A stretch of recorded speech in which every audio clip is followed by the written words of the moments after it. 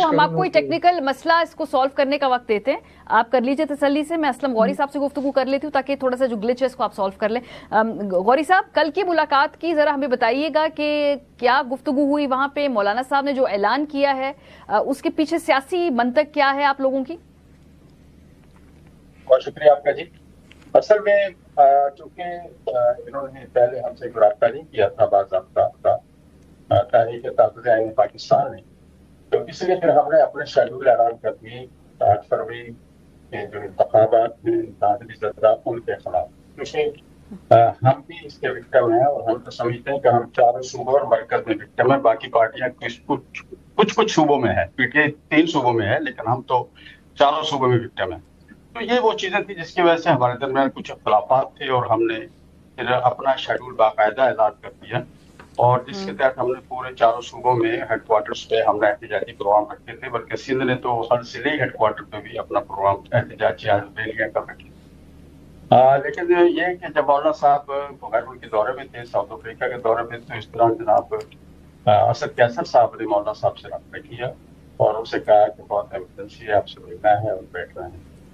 तो उस सिलसिले में जब वो तशरीफ लाए, मौलाना साहब कल सुबह ही पहुंचे थे, तो फिर कल शाम का टाइम शेड्यूल तय हुआ। तो मौलाना ने कहा कि जब शाम रात का हो रहा है तो फिर रवादारी खाना आपने मेरे पास खाना है।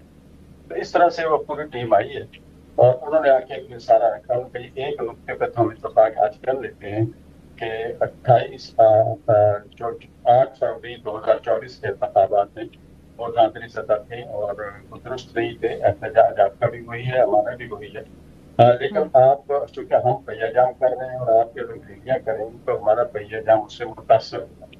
दूसरा एक चीज ये जाएगी कि अपोजिशन 2 ग्रुपों में बटी हुई, इस चीज को भी मेरा ख्याल मुनासिब नहीं उन्होंने फरमाया।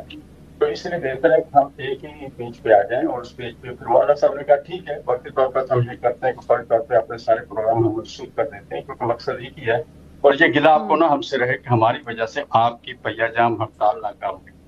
और इस तरह से हमने तमाम सूबों में हेडक्वार्टर्स पे होने वाले प्रोग्राम को और सिंध में डिस्ट्रिक्ट लेवल पे होने वाले तमाम प्रोग्रामों को फौरी तौर पर मनसूख कर दिया।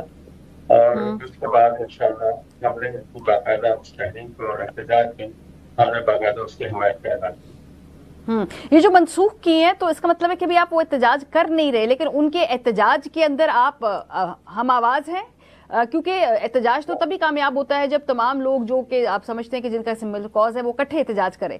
सो आप एहतजाज नहीं कर रहे, आप तहरीक इंसाफ को एहतजाज करने का मौका दे रहे हैं, ये दुरुस्त है इंटरप्रिटेशन? देखिए, बात यह है कि तहरीक इंसाफ या अपना इनका जो इत्तेहाद है पाकिस्तान, उनका ऐलान है कि आप पहिया-जाम हड़ताल करें और घरों में रहें, शटर डाउन करें। उनका इस हद तक और इस हद तक कि उनका हक दूसरे हथियार है, हम इंशाल्लाह शटर डाउन भी करेंगे। और दूसरी बात यह है कि हम इंशाल्लाह अपने घरों में भी रहेंगे, पहिया-जाम भी होगा, शटर डाउन भी होगा। तो हम इस हद तक उनके साथ ताउन कर रहे हैं। अब इसके अलावा तो मेरा ख्याल इसमें कोई और चीज उन्होंने कहीं भी नहीं की है। कोई उन्होंने एहतजाजी रैलियों का नहीं कहा, कोई उन्होंने जलसे का नहीं कहा। तो सिर्फ इस हद तक है, इस हद तक तो हम उनके साथ हैं। अच्छा, ठीक है।